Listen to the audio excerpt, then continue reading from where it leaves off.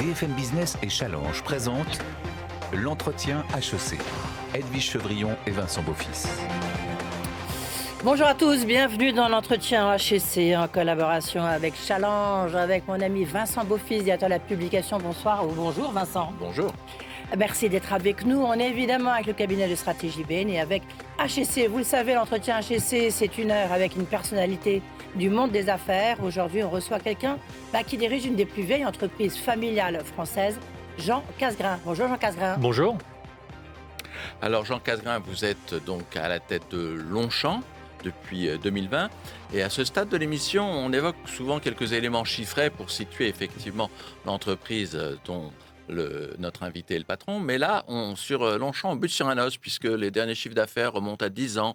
Je ne parle pas de la rentabilité qui est totalement inconnue. On a simplement trouvé quelques éléments sur le nombre de salariés, 3500.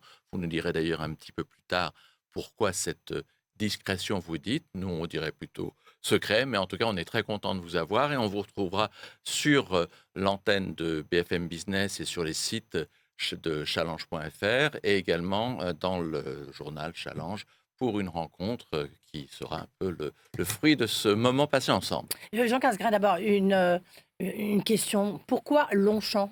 Parce qu'il y avait déjà les petits pois Casgrain, c'est pour ça ou pourquoi ? Alors écoutez, mon grand-père a choisi ce nom en 1948 par référence au moulin du champ de course de Longchamp, puisque Casgrain, c'est le nom d'un meunier avec le moulin qui casse les grains. Et le seul moulin à Paris, c'est le moulin du champ de course de Longchamp. Donc, par association d'idées, et puis parce qu'il aimait bien cet endroit devant lequel il passait tous les jours, il a choisi le nom. D'où le petit cheval qu'on voit sur vos sacs. Aussi. En tous les cas, merci d'avoir accepté d'être notre invité. En un mot, vous connaissez le principe de l'émission, j'imagine. Il y a 4 grandes parties. Une partie actu, une partie business, il y a le brief de Bain. Et puis ensuite, on part sur le campus d'HEC où il y a un micro-trottoir où en fait on a posé des questions à des jeunes étudiants. Et puis après, les questions des alumni. Mais tout de suite, c'est les questions d'actu. L'entretien HEC avec Challenge sur BFM Business. Alors Jean Casgrain, vous êtes membre du comité Colbert qui regroupe toutes les grandes marques de luxe françaises. Le savoir-faire met en avant le savoir-faire français. Est-ce que vous ne regrettez pas, en fait, lorsque vous voyez les valorisations complètement dingues d'LVMH, d'Hermès, est-ce que vous vous dites pas, tiens, il faudrait que je sois plus une marque de luxe pour avoir les mêmes valorisations, puis surtout, être cotée en bourse?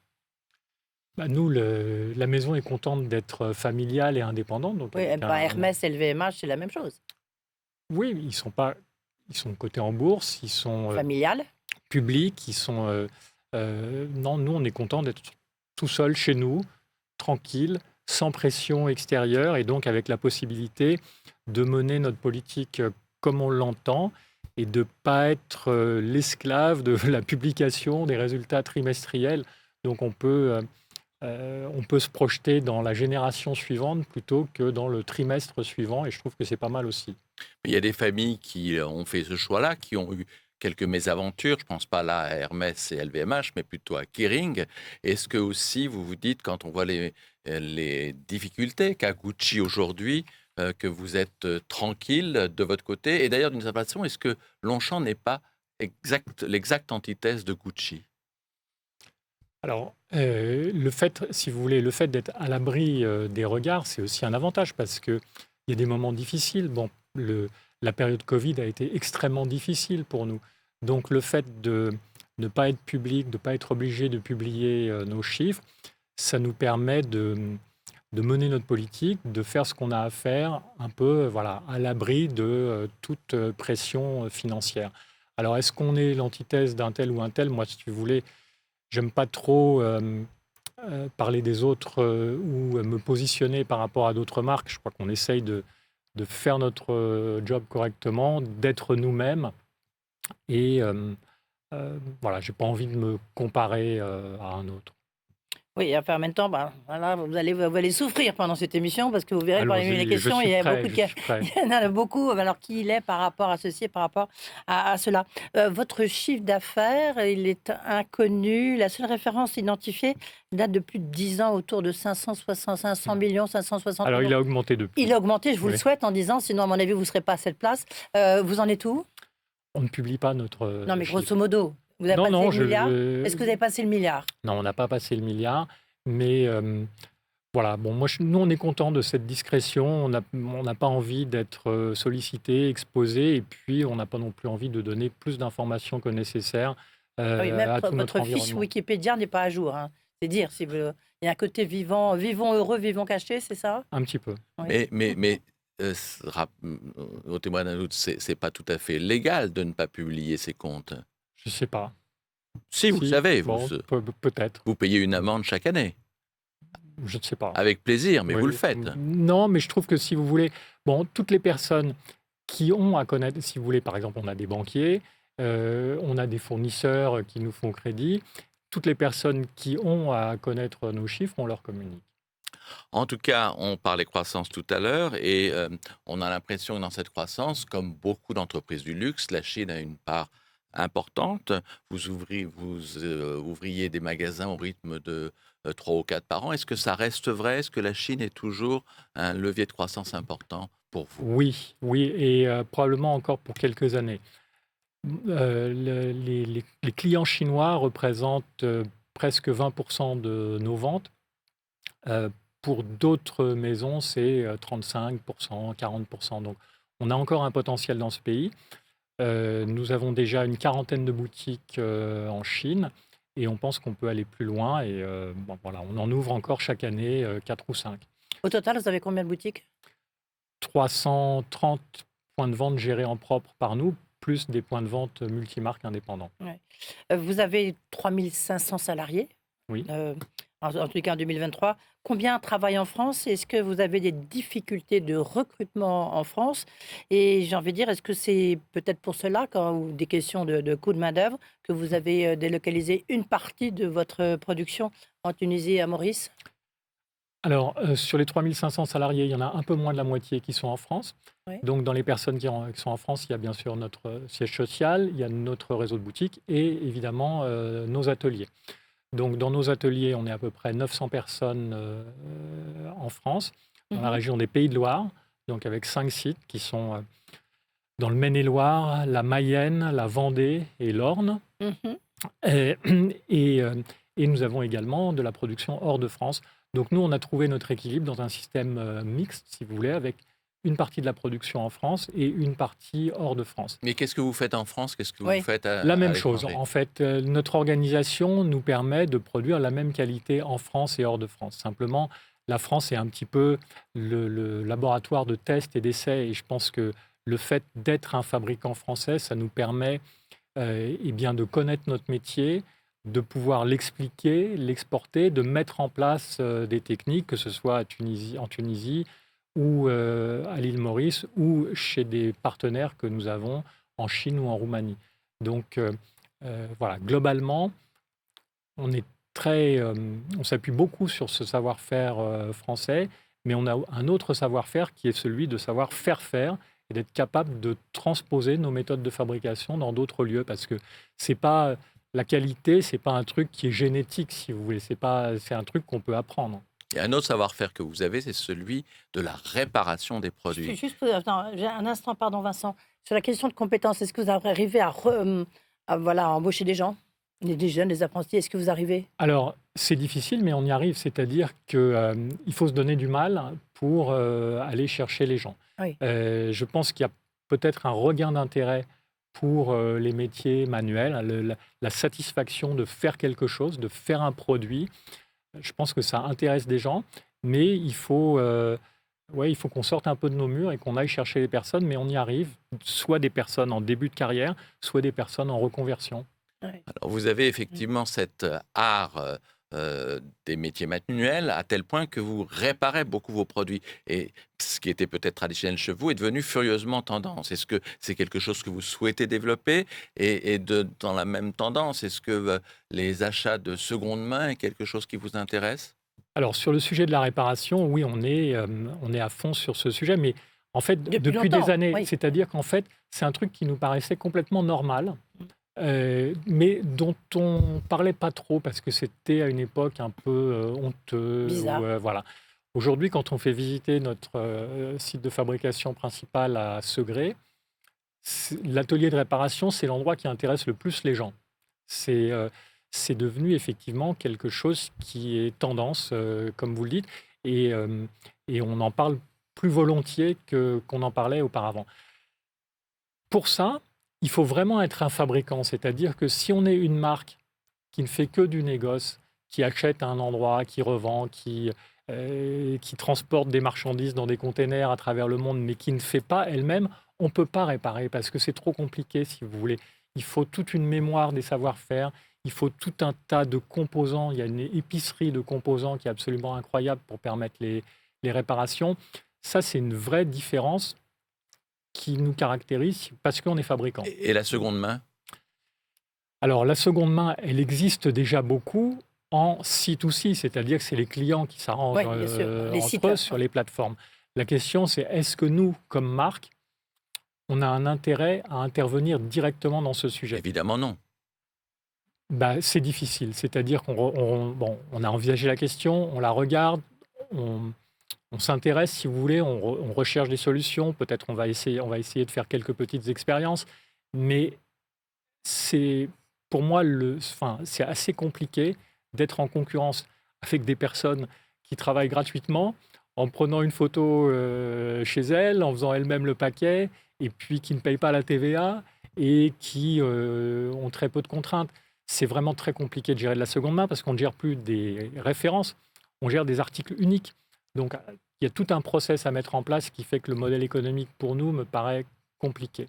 On viendra sur vos sacs dans la partie business parce que votre sac pliage, je crois que c'est un des sacs les plus vendus au monde. Et puis, paradoxalement, il y a beaucoup de nylon et puis il y a un peu de cuir.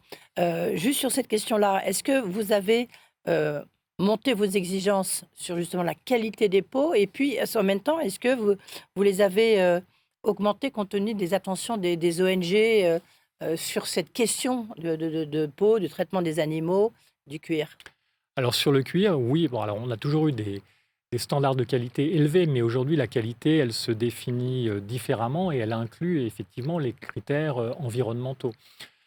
Dans le domaine du cuir, il existe une certification qui s'appelle LWG, c'est un organisme international qui est spécialisé dans le cuir.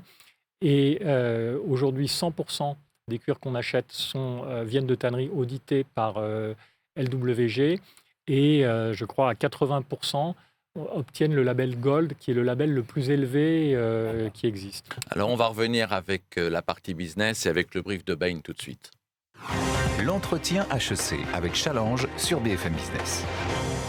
Nous revenons donc sur l'entretien de Jean Casgrain, le patron de Longchamp, et nous allons avoir le plaisir d'avoir donc le brief de Bain avec Nathalie Rémy, associée de Bain au sein de la practice luxe. Et Nathalie, on a vu effectivement avec Jean Casgrain que vous ne l'avez pas encore comme client. Donc c'est à vous de faire le meilleur brief possible pour qu'il vous demande de prolonger ces quelques minutes que vous allez nous faire sur donc Bain et la manière dont il doit se développer. Merci Vincent. Bonjour Jean Casgrain. Bonjour Nathalie.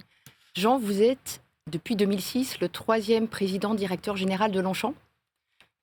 Longchamp, magnifique maison de maroquinerie de luxe française, reconnue entreprise du patrimoine vivant par l'État français. Et vous représentez en fait la 3e génération de la famille à la tête de la maison. Vous êtes un fervent promoteur de la mode responsable et vous avez notamment lancé une gamme entièrement recyclée de votre produit iconique, le pliage. Alors, dans un contexte international extrêmement compliqué, la maison Longchamp affiche une santé florissante avec une année 2023 exceptionnelle. Ah, vous avez les chiffres, vous? Quelques-uns. Je ne dévoilerai pas tout, mais en tout cas, 44%, allez-y, n'hésitez pas. 44% de croissance du chiffre d'affaires l'année dernière, 500 recrutements, dont la moitié en France. Et cette réussite s'explique notamment par le succès phénoménal de votre produit iconique, le pliage, qui, comme Edwige l'a mentionné tout à l'heure, est à ce jour le sac le plus vendu au monde depuis son lancement en 1993. Vous avez aussi su vous diversifier. Vous avez lancé votre première collection de prêt-à-porter en 2006 pour devenir une maison plus de mode de luxe que purement maroquinière. Vous avez également accéléré votre développement international. Vous mentionniez la Chine, mais vous comptez aujourd'hui plus de 1500 points de vente Longchamp partout dans le monde. Et enfin, vous avez réussi à moderniser votre distribution en y intégrant le e-commerce. dont le poids a été multiplié par 5 depuis 2019, pré-Covid. Donc un très grand bravo pour tous ces succès. Alors Nathalie, la question que vous vous posez et que vous posez donc effectivement Les grands à Jean défis Casgrain. maintenant. Les grands défis. Donc les grands défis, nous en voyons 3. En fait, qui sont pour partie liés à la normalisation de la croissance du marché du luxe et à l'évolution du profil de ses clients. Le premier défi, c'est d'arriver à répondre aux attentes d'une clientèle de plus en plus jeune et de plus en plus chinoise.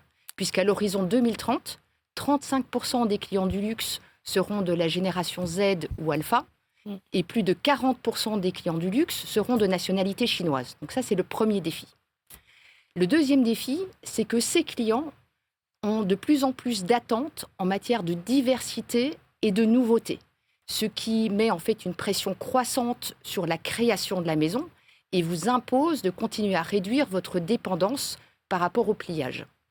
Et enfin, le troisième défi, c'est de répondre aux exigences croissantes de cette clientèle en matière de personnalisation, en matière d'expérience client omnicanal, en adoptant les nouvelles technologies, dont l'intelligence artificielle, puisque déjà près de 75% des clients du luxe aujourd'hui sont friands de nouvelles technologies, comme nous l'avons mis en évidence dans notre dernière étude Bain, en partenariat avec le comité Colbert. Alors, Du coup, voici ma question. Bah oui, mais allez-y, parce Là, il y en a qu'il trois. reste, il reste une minute. il reste Une minute. Alors, ma question... Une minute pour Jean. Une minute pour Jean, mais je vais très très vite. Le marché du luxe continue de se polariser avec d'un côté des marques luxe dites de niche et de l'autre côté des marques de luxe accessibles.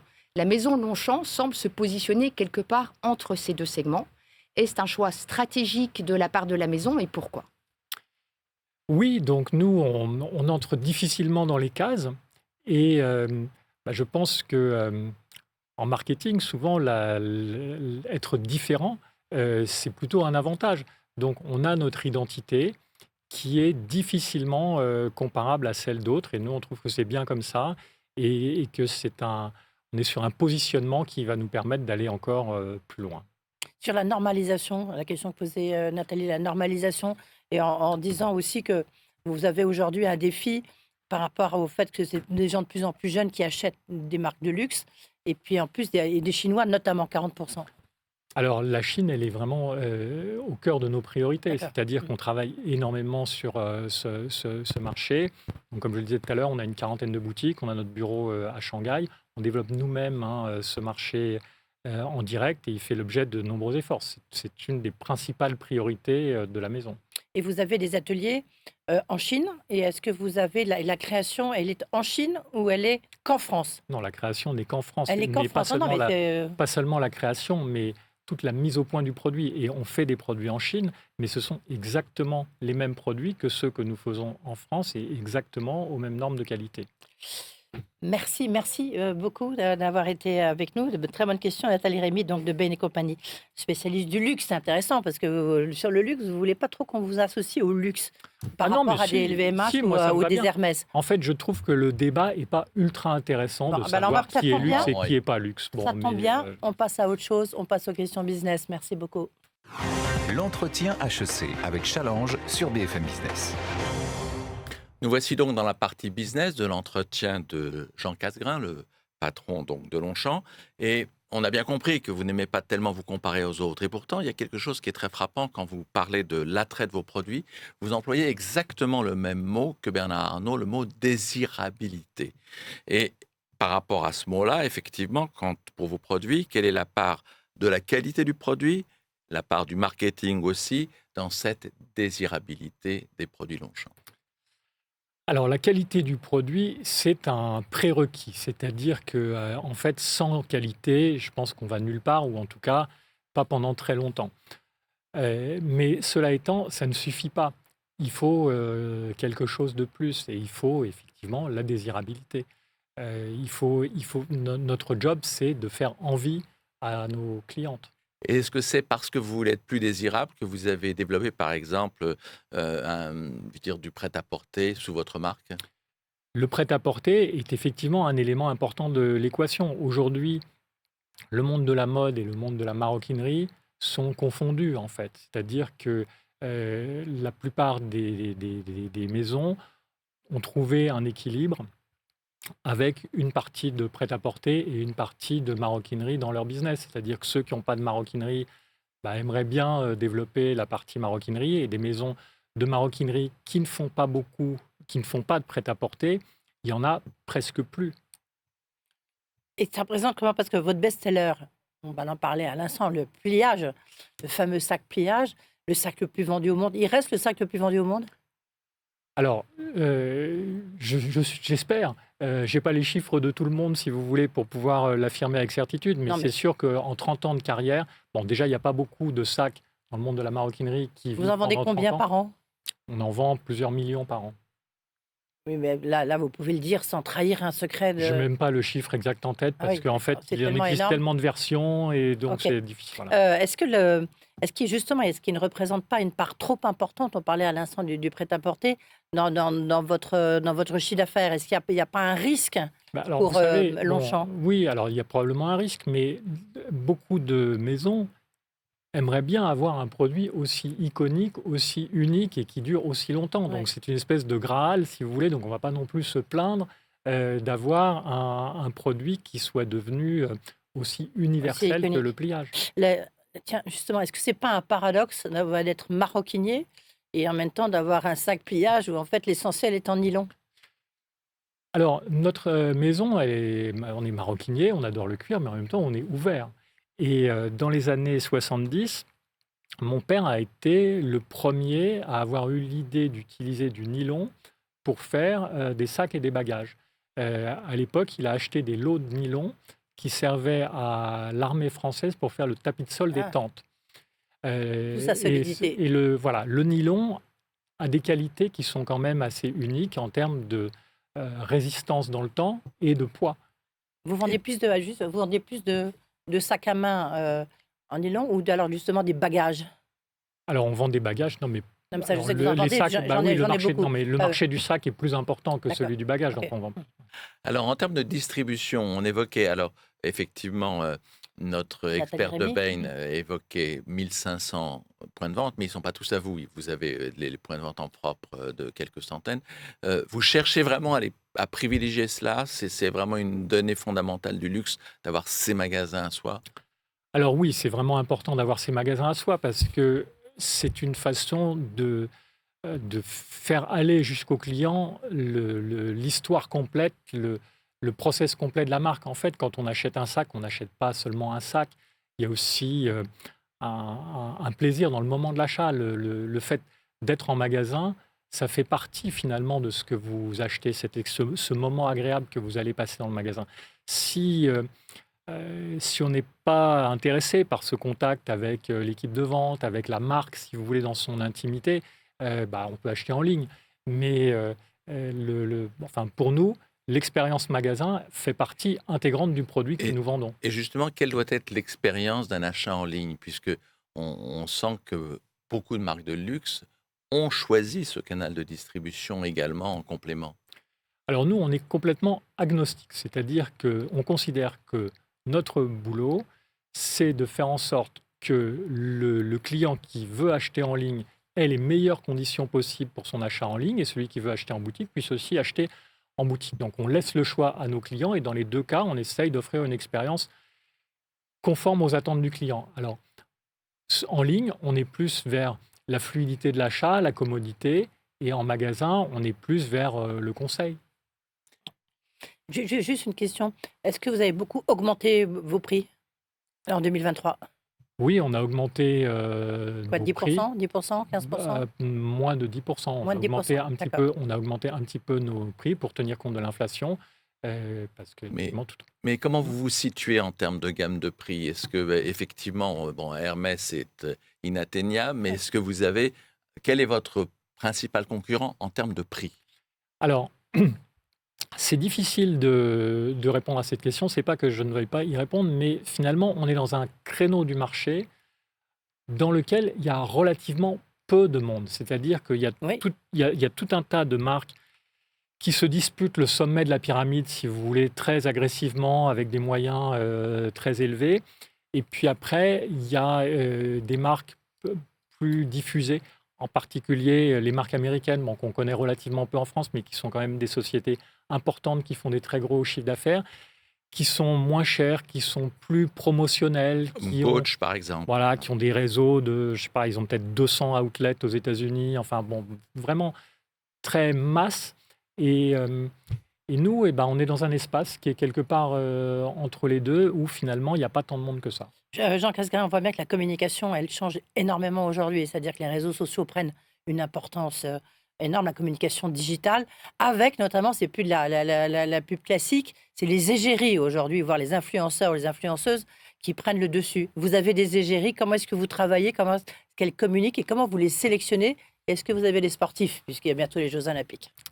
Alors, on n'a pas encore de sportifs, mais on travaille de temps en temps avec des personnalités Très dans connues, différents pays. donnez les noms. Alors, je ne sais pas si vous connaîtrez Kim Seo-jong, qui est une actrice et chanteuse coréenne qui représente la marque depuis maintenant presque 2 ans et qui est une Ouais. personnalité très positive, très sympathique et bien en ligne avec nos valeurs. Donc, et puis, dans chaque pays, il y a localement des personnes qui soutiennent la marque, avec qui la marque entretient des relations et a développé une amitié finalement au fil des années. Vous l'avez dit plusieurs fois au cours de cet entretien, vous êtes une entreprise familiale. Est-ce que la manière dont vous contrôlez à la fois le capital et le management n'est pas une difficulté, une limite pour attirer certains talents? Alors écoutez, non, je ne crois pas. Et je pense qu'il y a au contraire des personnes qui sont attirées par une structure qui est simple, sincère, facile, pas trop politique. Voilà. Donc je pense que ça intéresse aussi pas mal de gens. Vous avez 3 enfants. Oui. Hermine, Adrien, Hector. Est-ce qu'un jour, on les verra à la tête de Longchamp? Est-ce que c'est forcément un Casgrain ou une Casgrain qui va vous succéder? Alors 2 des 3 travaillent déjà dans l'entreprise, ainsi que ma nièce Juliette qui a Ouais. rejoint l'entreprise en début d'année.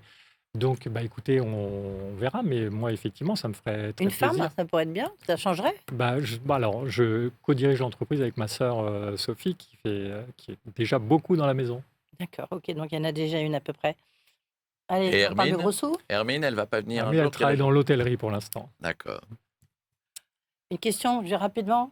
Challenge que vous aimez bien mettre en avant, Vincent. Non, alors ça, c'était quelque chose qui est de nature plus personnelle. C'est effectivement lié à notre Allez. classement des fortunes, où vous êtes la 64e avec un patrimoine de 1,9 milliard. Est-ce que, en fait, c'est quelque chose qui vous gêne, qui vous flatte ou qui vous indiffère? Alors, ça m'indiffère légèrement. Et puis, quant à l'évaluation que vous donnez, ne doit pas être facile à faire, puisque, comme vous le disiez tout à l'heure, on ne publie pas beaucoup de chiffres. Et bien voilà, c'est pour ça que vous êtes là. On essaie de grappiller quelques chiffres. Allez, tout de suite, la fin de la première partie. Après, on va partir sur le campus d'HEC. Question des alumni après. L'entretien HEC avec Challenge sur BFM Business. BFM Business et Challenge présentent l'entretien HEC. Edwige Chevrillon et Vincent Beaufils. Retour dans l'entretien HEC avec notre invité Jean Casgrain, le PDG de Longchamp.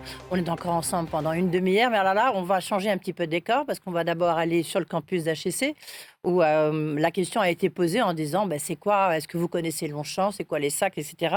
Des propos qui ont été recueillis par Estelle Plaguet et Lohan Gilbert. Et puis après, les fameuses questions des alumni. Tout de suite, HEC. Est-ce que vous pouvez me citer des célèbres marques de maroquinerie en France? Hermès, Louis Vuitton. Mage. Louis Vuitton, Chanel, Dior, toutes les grandes marques de couture. le groupe LVMH en général. Longchamp. Est-ce que tu sais d'où ce sac vient? Oui, je le reconnais. C'est Longchamp. Longchamp, of course, yeah. Mon ex-copine en avait un, donc je sais que c'est Longchamp. Those Longchamp. Et est-ce que Longchamp vend des sacs en Chine? Oui, ils en vendent et c'est un choix de sac assez populaire pour aller au travail ou pour étudier. Longchamp, c'est une entreprise familiale qui existe depuis plus de 75 ans et ce sac-là en particulier existe depuis 1993. Qu'est-ce qui rend la marque si intemporelle à vos yeux? Son design minimaliste, c'est pour cela qu'il traverse les générations et que l'on porte sans revendiquer un style en particulier. On voit beaucoup sur les réseaux, toutes les célébrités connaissent la marque Longchamp et portent du Longchamp. Quality, La qualité et la forme. La qualité des produits, on sait que quand on va pour acheter un sac Longchamp, c'est gage de qualité. Ce qui est bien avec ce sac, c'est sa légèreté et les gens l'utilisent pour transporter des livres. Ici, on est dans une école, les gens adorent les sacs Longchamp pour amener leur ordinateur. Je connais même des gens qui l'utilisent pour faire leurs courses. Tu penses que l'élégance à la française joue un rôle dans le marketing? Le style français est populaire sur les réseaux sociaux aux États-Unis et en Chine. C'est quelque chose que les jeunes consommateurs regardent et j'imagine que l'opportunité est énorme pour ces marchés. La France et notamment les marques parisiennes sont très connues pour leur savoir-faire en termes de couture, de maroquinerie. Donc faire valoir le savoir-faire français, c'est sûr que c'est gage de qualité internationale. C'est aussi très lié à un héritage français. Certaines marques ont 100 voire 200 ans. Complètement. Je ne suis pas canadienne, pas américaine, mais la culture américaine influence notre vision. Et je suis sûre que quand les gens voient un sac Longchamp, ils pensent au style typiquement français, parisien, élégant, sans effort, sans trop en faire. Qu'est-ce qui est le plus important pour vous lorsque vous choisissez un sac? Ses engagements RSE, sa beauté, sa qualité? De nos jours, le plus important, c'est la durabilité du produit. Je veux que ça dure une décennie, 2 décennies, etc. Je ne veux pas que je dois acheter un nouveau sac dans 2 ans, 3 ans. Les Nations Unies ont ces fameux 16 objectifs pour le monde. J'en ai toujours 5 ou 6 en tête quand j'achète des vêtements. Par exemple, je ne possède pas beaucoup de jeans car leur production est très consommatrice en eau. Tu penses que les marques de luxe, du coup, peuvent être compatibles avec les engagements RSE? Mais en tant qu'entreprise, avec un objectif de vente et de croissance dans le marché et tout, c'est un peu difficile. C'est vraiment là que le rôle d'une entreprise entre en jeu afin de trouver des moyens de recycler et de suivre une économie circulaire auprès de ses consommateurs. Ma question est comment se servir des technologies de l'intelligence artificielle et le sourcing de nouveaux matériaux pour créer un changement dans la production pour faire en sorte que l'industrie du luxe pollue moins et mettre en place un nouvel écosystème pour nous tous. Vous pouvez les embaucher pour vous faire de la pub, hein, dis donc, là, c'est plutôt sympathique. Là. Je les ai trouvés très pertinents. N'est-ce pas, hein, c'est très pertinent. Et alors, ce qui est étonnant aussi, c'est qu'ils évoquent beaucoup de célébrités, alors que vous êtes plutôt en arrière de la main en matière d'égérie. C'est-à-dire qu'en fait, vous avez des égéries naturelles, pourrait-on dire? Bah écoutez, oui, beaucoup de gens choisissent de porter et d'acheter nos produits. On en est très contents. Oui. Tout de suite? Tout de suite, oui. On va passer donc à la dernière partie, qui est les questions qui sont posées par des alumni qui connaissent bien le monde du luxe. Avec plaisir. L'entretien HEC avec Challenge sur BFM Business. Alors donc, on a toute une série de questions. Il y en a 7, effectivement, qui sont faites avec des HEC qui connaissent bien votre industrie. Et là-dessus, parfois, ils vont reposer certaines questions qu'on a évoquées. On va commencer avec Thomas Lestavel, qui est un de nos alumni, journaliste également. Jean Casgrain, bonjour, je suis Thomas Lestavel, HEC 2005 et journaliste. Alors le sac Longchamp, c'est évidemment un succès mondial et incontestable. Il a été créé en 1993 et finalement, en 3 décennies, vous n'avez pas vraiment réussi à vous diversifier outre mesure et à devenir incontournable sur d'autres segments de marché, sur d'autres produits que le sac. Comment est-ce que vous expliquez ce qu'on peut considérer comme un semi-échec? Merci beaucoup. Je pense que notre confrère faisait référence au sac pliage. Hein. C'est ça son origine de 93. Oui, mais enfin, bon, alors je ne sais pas, mais en tout cas, le sac reste notre priorité. C'est-à-dire que on pense qu'on a encore un potentiel de croissance très important dans le domaine du sac. Alors, non, mais avec le pliage, il évoquait le pliage, c'est-à-dire la trop grande dépendance du pliage. Alors, écoutez, comme je le disais tout à l'heure, on a la chance d'avoir un produit qui se vend tellement bien partout dans le monde qu'on ne va pas s'en plaindre. Alors, on fait des efforts, bien sûr, on fait porter nos efforts, notre communication, plutôt sur les autres gammes de produits pour mieux les faire connaître. Le pliage, c'est un peu, pour nous, un éclaireur. C'est-à-dire, quand on arrive dans un nouveau marché, c'est un sac qui nous ouvre les portes. C'est un sac qui amène à la maison des nouveaux clients. Ensuite, à nous de leur faire connaître le reste de la marque. Une deuxième question, une question cette fois-ci de Sébastien Santos. Bonjour Monsieur Casgrain. Sébastien Santos, consultant en stratégie de luxe, diplômé de l'exécutive MBA en 2014. Permettez-moi tout d'abord de vous féliciter pour le succès incroyable de la collection Pliage. Son statut d'icône mondiale est incontestable et témoigne du savoir-faire et de la créativité de Longchamp. Néanmoins, si le pliage rencontre un succès planétaire, Longchamp propose bien plus que cela, avec des collections remarquables en maroquinerie et en prêt-à-porter. C'est pourquoi je souhaite vous interroger sur votre stratégie pour valoriser et faire rayonner ces autres segments de votre offre, tant en magasin qu'en ligne. Merci beaucoup. Faire un petit peu la même réponse, c'est-à-dire que Oui, ça revient quand même pas mal. Oui, bien sûr, parce que ce sac est tellement connu, il intrigue tellement. Alors bon, on est à Et qu'on HEC, connaît moins les autres produits. mais Harvard propose à ses étudiants en marketing un cas pliage, parce que c'est vraiment un phénomène unique et qui intéresse beaucoup les gens. Donc c'est sûr que Ça pénalise un petit peu. parfois, si vous voulez, ce sac est tellement visible Oui. qu'il a tendance à masquer un Ah petit oui. peu le reste. Mais le reste est quand même très présent, très dynamique et progresse aussi. Donc, comme le disait Nathalie Rémy tout à l'heure, on a fait plus 44% l'année dernière. On a vendu plus de pliage, mais on a vendu aussi beaucoup plus de tout le reste. De petites donc- maroquineries, comme on dit. Et Oui, donc, ou de grandes maroquineries, de sacs en cuir, de tout. Voilà. Mais je pense que ça calmerait tout le monde si on savait ce qu'était votre pliage dépendance. Et ça, je crois que c'est un secret que vous ne voulez pas Bah oui, on partager. n'a pas tellement envie de dévoiler tous nos chiffres. Et effectivement, c'est un... C'est pas tous vos chiffres, c'est Non, mais un même, chiffre. voilà, particulièrement, je crois que nos concurrents n'ont pas besoin d'en savoir plus. Alors, notre troisième question vient de Sylvie Ebel. Bonjour, Sylvie Bell, HEC 79, directrice générale adjointe de l'Institut français de la mode. Ma question porte sur le Made in France. Longchamp a fait la preuve qu'il est possible de maintenir une fabrication sur le territoire français. Que pensez-vous de l'avenir de cette fabrication française? Est-il possible de faire du tout Made in France, ou n'est-ce pas un peu un mirage du discours actuel? À quel challenge vous avez dû et vous devez faire face en matière notamment de recrutement, de compétences, mais aussi bien sûr de coûts?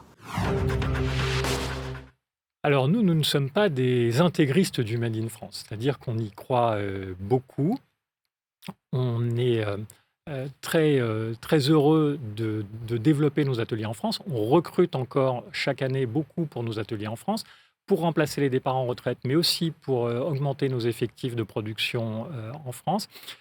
Mais on a besoin d'un équilibre avec aussi une partie de production à l'étranger.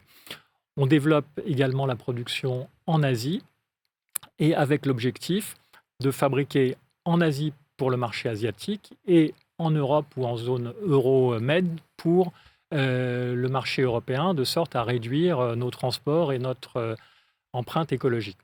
Mais pour nous, être un fabricant français, ça demeure vraiment très important parce que sinon, au bout d'un moment, on perd le savoir-faire.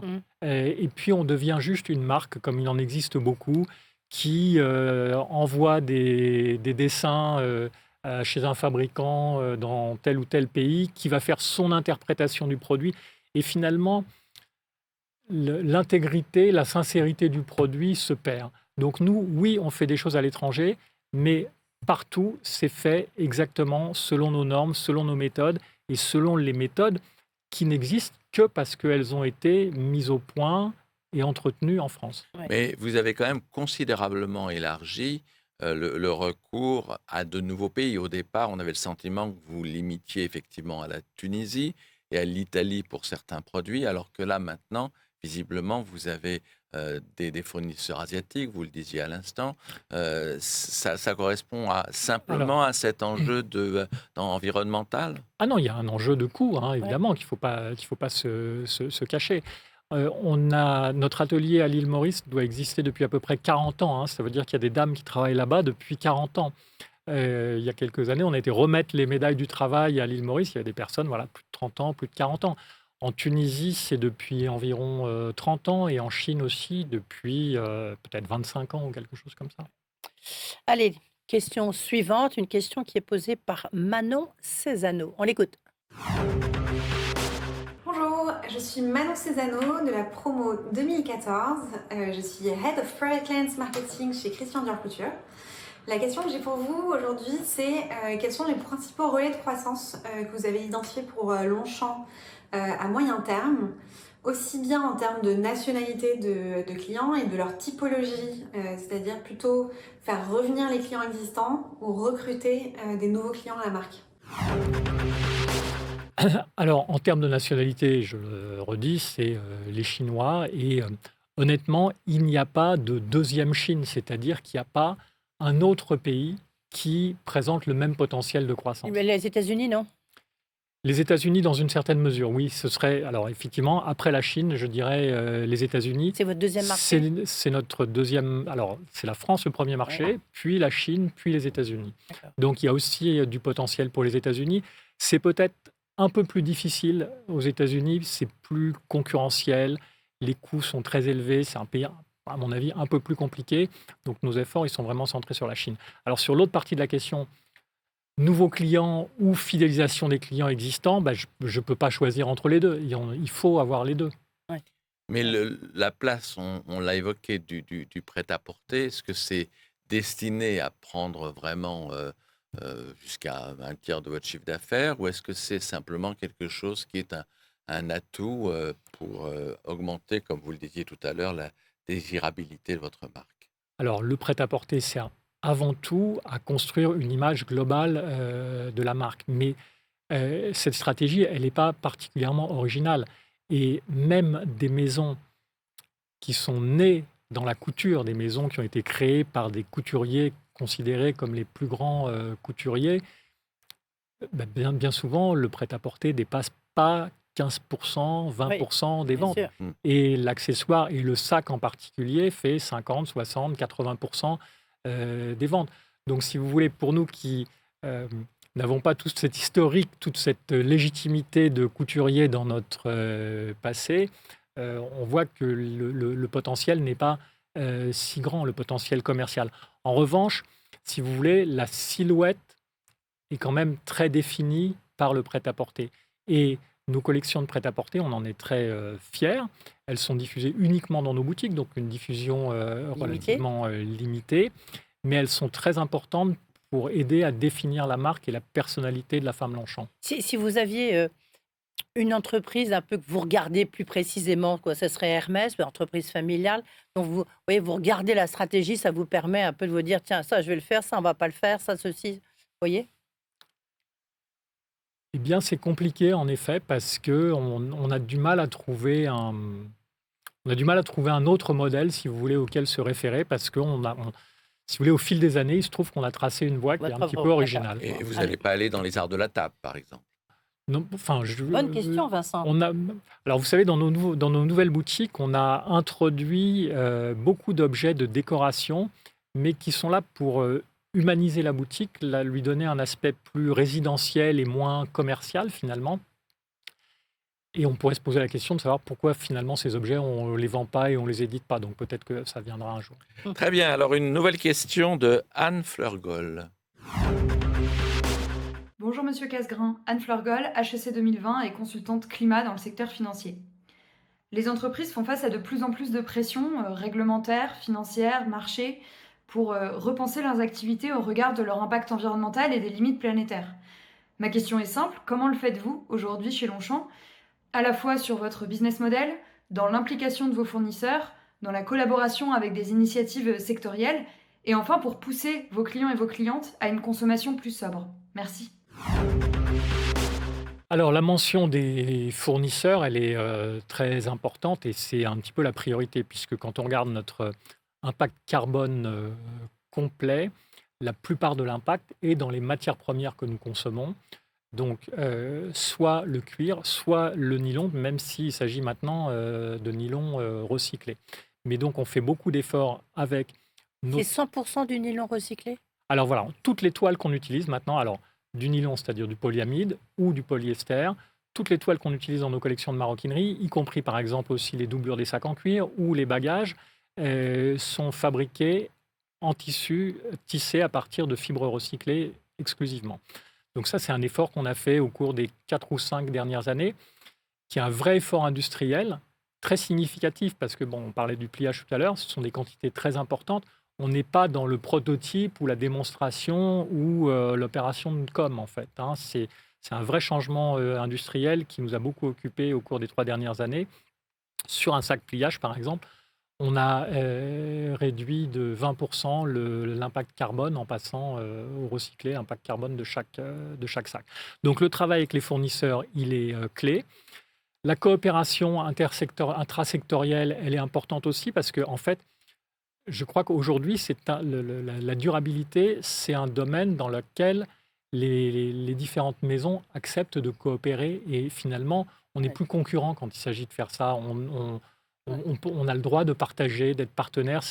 Je trouve que c'est l'esprit finalement de ce sujet. Et puis le dernier point qui était soulevé, c'est amener les clients à une consommation plus responsable. Nous, notre philosophie, ça a toujours été de faire des produits qui durent dans le temps. Alors, à la fois qui durent en termes de qualité, mais aussi qui durent en termes de style et qu'on ait envie de continuer à porter de nombreuses années. Donc, on est tout à fait dans cette démarche. 6e question, il y en a encore 2. Une question de Alexandra Doudard. Bonjour, Alexandra Doudard, HEC Promotion 2008, en direct de la UK HEC House de Londres. Donc moi-même travaille dans le secteur du luxe. J'aurais beaucoup aimé savoir comment Longchamp recrute et retient ses clients si particuliers. Est-ce que ces atouts ont évolué au cours des dernières années et à quel point ils sont différents des concurrents directs?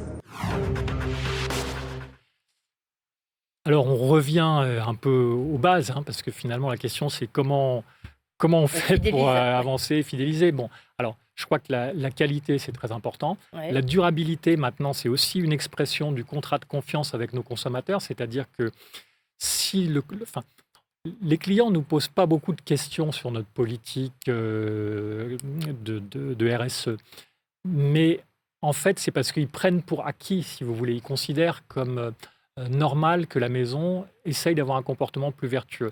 Donc la durabilité, c'est aussi un élément du contrat de confiance avec nos clients. Et puis après, bon, ça c'est les bases, mais après, il y a bien sûr la désirabilité. Alors, on reste 1 minute pour la dernière question d'Alain Caradoc. Bonjour, Alain Caradoc, Promotion 70. Longchamp est une très belle maison, une grande maison qui appartient au comité Colbert. Elle a tous les attributs d'une marque de luxe. Et pourtant, elle est considérée comme une marque premium.